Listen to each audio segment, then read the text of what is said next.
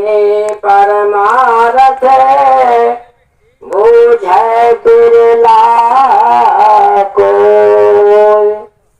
सदगुरु कबीर साहब कहते हैं कि जाके 12 मास बसंत हो ताके परमारथ बूझे बिरला को। ये सदगुरु कबीर साहब की जो है गुरुमुख वाणी से इस बसंत को, ये शब्द जो है गुरुमुख वाणी से बोलते हैं और इसे गुरुमुख वाणी 4 मुख की वाणी बताई गई है कबीर में जब में से इस शब्द को गुरुमुख वाणी से सहायक बोलते हैं और जियों को उपदेश कराते हैं।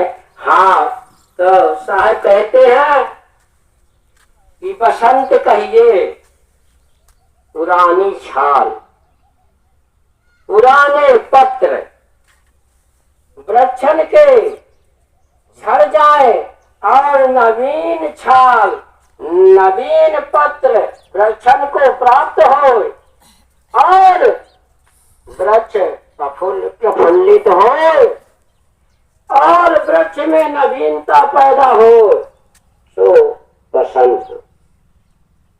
ऐसी बसंत ऋतु वृक्षन की वर्ष में एक बार होती है और जीव की बसंत ऋतु 12 मास होती है। वृक्षों का बसंत बहार साल में एक बार आता है और मनुष्यों की जो है बसंत 12 मास, 12 मास बसंत बना रहता है। हाँ, तो सुनिए सदगुरु आगे क्या चेतावनी देते हैं। 12 मास पुराने चोले छोड़ते हैं। 12 महीने जो है मनुष्य चोले छोड़ता है और 12 महीने नए शरीर तैयार होते हैं। इसलिए सदगुरु कबीर साहब ने कहा है कि 12 मास नवीन चोले उत्पन्न होते हैं और 12 मास पुराने व्यवहार झड़ते हैं और 12 मास नवीन व्यवहार होते हैं और 12 मास युवा अवस्था आए के काम कमल प्रफुल्लित होते हैं। तो तरुण अवस्था सोई बसंत, जो जवानी है वही साहब ने कहा है बसंत है। यह अब जीव का प्रपंच रूपी बसंत तो हुआ, किसी ने प्रपंच छोड़ के परमार्थ अनुमान किया, सो बसंत बूझो। बरसे अग्नि अखंड धार, साहब कहते हैं कि बरसे अग्नि अखंड धार, हरियर भाव बड़े 18 भार। कनिया आदर घर में लो, अपवन गहे कसे मलिने धोई। सदगुरु कबीर साहब क्या बताते हैं कि एक अनुमान खड़ा किया कि कोई एक ब्रह्म है, सो अखंड धार विरह बरसने लगा और जीव परम ताप में तपा और हरियर भाव बने 18 भार। क्या कहते हैं? हरियर भाव बन 18 भाव, 4 वर्ण, 4 आश्रम, 6 दर्शन, 4 संप्रदाय, ये 18 भाव वाले सबको हरि की हरियारी हुई। हरि माने भगवान की हरियारी फैली, भागवत प्राप्ति की इच्छा भई। इस हरियारी में जीव जो है बंधा। भागवत मतलब भगवान की प्राप्ति के लिए मन में इच्छा उत्पन्न हुई। यह ताते हरि के चरित्र 18 पुराण कब है। हरि के जो है चरित्र कथा वो 18 पुराण है। कोई एक गोसैया है ऐसा जो है वेद पाठियों ने जो गुरुओं लोग हैं वो एक गोसैया या परमात्मा को अपने से अलग लखाया। तो साहब कहते हैं कि ऐसी वाणी श्रवण के अंतःकरण में धारण किया। पनिया कहिए वाणी, यह पान कहिए कसमलिन धोय। कसमलिन माने नाना विषय वासना छोड़ के पवन कहने लगा, योग धारणा करने लगे। ता बसंत ऋतु आई, बेले तरुवर फूल आकाश, असियो बिरंच तहाँ ले बास। सनकादिक भूले भावर पे, अल्लाह के 84 जोइन जोय। जो है सामने कहा कि बिन तरवर फूले आकाश, शिव रंज तहाँ ले वास। तो साहब कहते हैं कि रेंचक पूरक कुंभक करके त्रिविध पवन चलने लगा।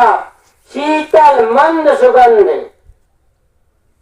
शीतल माने चंद्र, मंद माने सूर्य, सुगंध माने सुखमना नारी। तथा उन्मनी नारी ने ध्यान लगा और बिना तरवर आकाश में नाना रंग के फूल मालूम होने लगे। जब फुलवारी शिव रंच का मन अटका तो साहब कहते हैं और जा फूलन की बास में सनकादिक फूले। जैसे कमल की बास में हारा मस्त हुआ और वही रहा, ऐसा सनकादिक उस सहस्त्र जल में लुप्त होके वही रहे। देखी विस्मृति किए कहाँ है जीव, ध्यान लगा के लुप्त हुए। सन्मुखी मुद्रा सब इंद्री मूड के लगाई। तो कवित्व में साहब ने कहा है कि फूले गुलाब देव और आमहु के मोर फूले, और चंपा चमेली बेली नाना कार छाई है। अकामराज झूलत सोई होत लहर घट में, कोकिला कलोल शब्द विविध विधि सुनाई है। उछल लागे छौराग नाना कार रंग जाग, अब किंकरी सितार बीन श्रवण में आई है। अपूर्ण बसंत आए कंतहु दर्शन पाए, 12 मास यही मार योगिनी जो गाई है। ये परमार्थ साहब ने कहा कि जीवन को बढ़ा दिया, हृदय में बैठा दिया। जाने बड़े बड़े परमार्थी जीव फंस गए, सो दोनों बसंत जीव को भरमाने लगे। गाफली करने वाले जीव का धोखा ये बूझ के कोई बिरला न्यारा होएगा। अब माया क्या कहती है सो सुनो। अरे जो तो ही सतगुरु सत्य लखाओ, अता न छोटे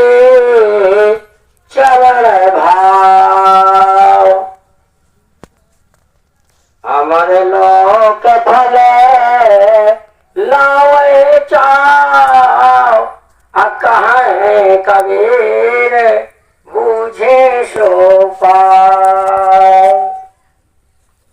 कबीर साहब कहते हैं कि जो तो सदगुरु सत्य लखाओ, ताते न छूटे चरण भाव। यदि सदगुरु तुझको सत्य का उपदेश देते हैं, यथार्थ सत्य को लखाते हैं। सत्य क्या है?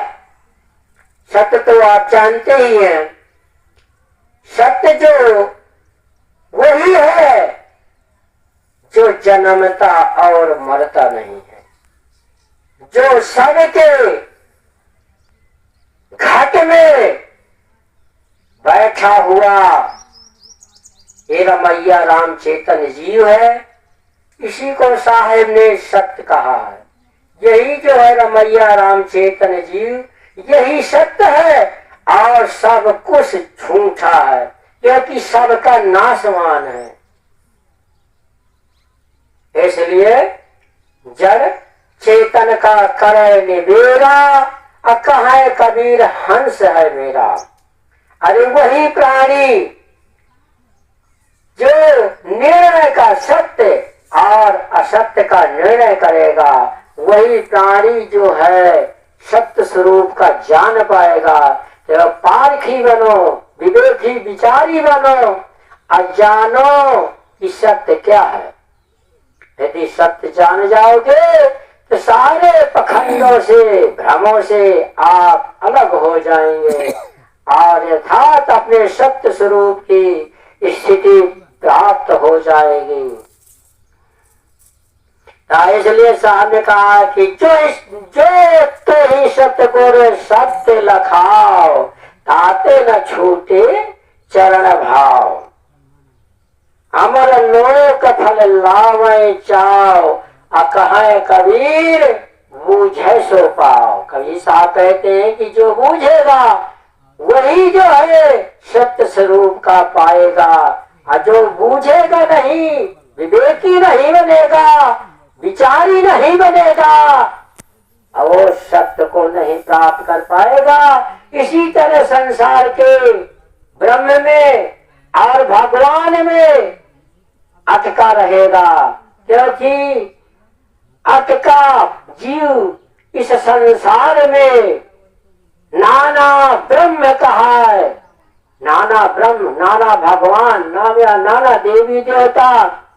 इसलिए साहब जो है सबका सार बताकर गुरु सतमार्ग लावन। गुरु वही सच्चा है जो हर वेद वाणियों का, हर ग्रंथों का जो है सार बताए। और सार क्या है? सार शब्द वही है। सार शब्द सामने कहा कि सार शब्द जब आवे हाथा, तब तो काल न भावे माथा। तो सार शब्द साहेब का वही सत्य है।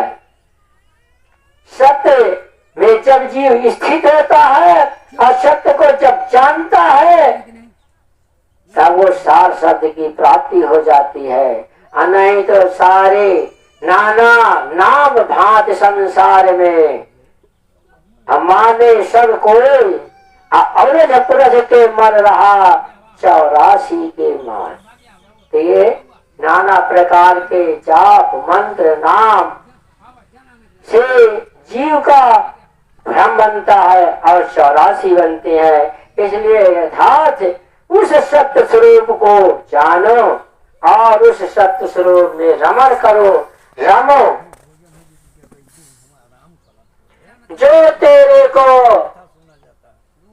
जब तेरे को सदगुरु योगी जन ने लखाया योग मुद्रा, सोई परमात्मा का रूप सत्य है। ताके चरण बिंद से भाव न छूटे, जहाँ से अमर लोक फल तेरे को प्राप्त हो। अरे अमर लोक में ब्रह्म रस के फल हैं, स्वर नर मुनि जाति चाह करते हैं।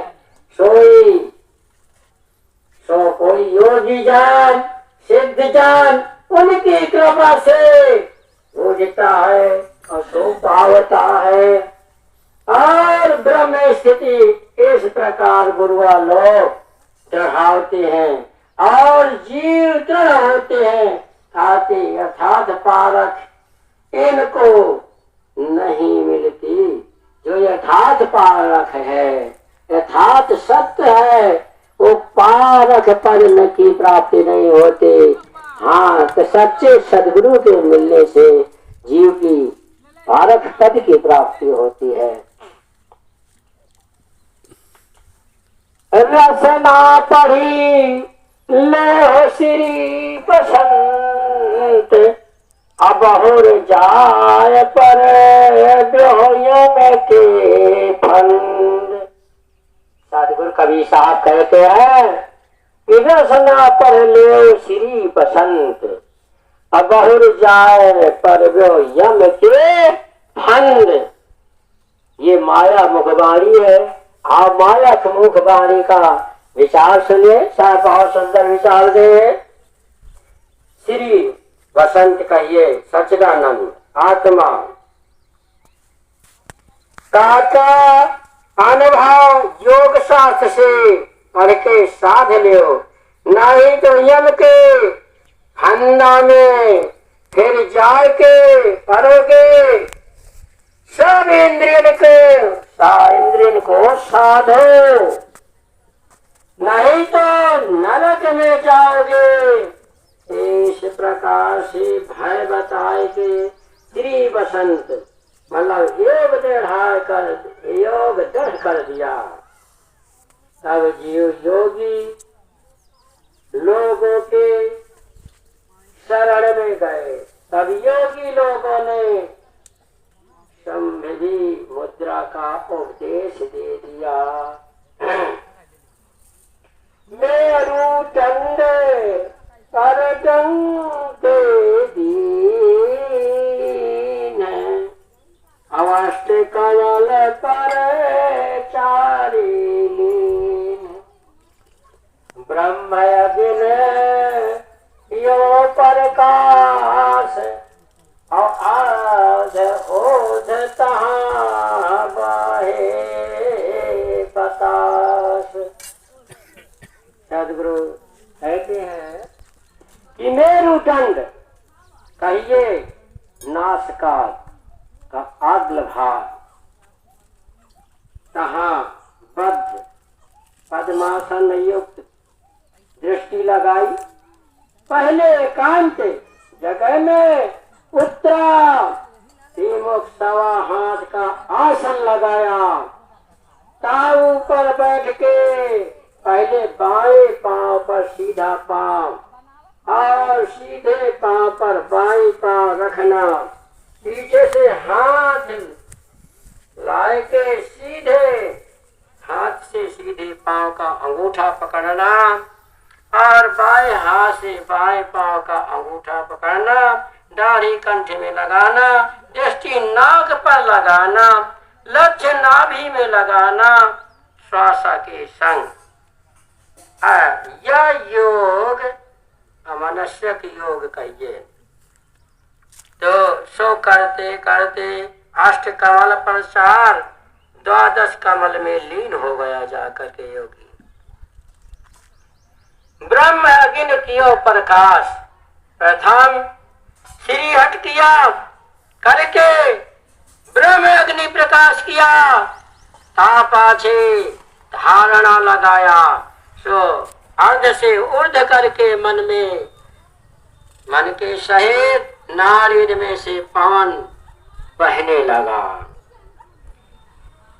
हाँ, तो आगे पद में देखिए साहेब कितना सुंदर बताते हैं। नौ नारी परिमल सो गाँव, नौ नारी परिमल सो गाँव, असखी 5 तहाँ देखन धाव। अनहद बाजा रहल पूरी, अतः पुरुष 72 खेले धूरी।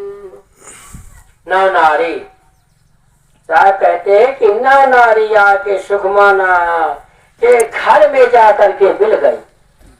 ये जो नौ नारी चलती है शरीर के अंदर ये जा करके सुखमना नारी में सब मिल गई जा करके। और परिमल गांव का ये सुखमना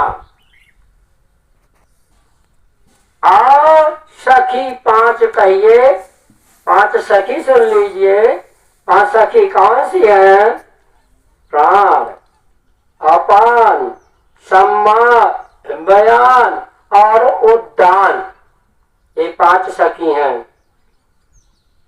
ये संपूर्ण नाभि स्थान में मिलके ब्रह्मांड में पर ब्रह्म पुरुष को देखने चले।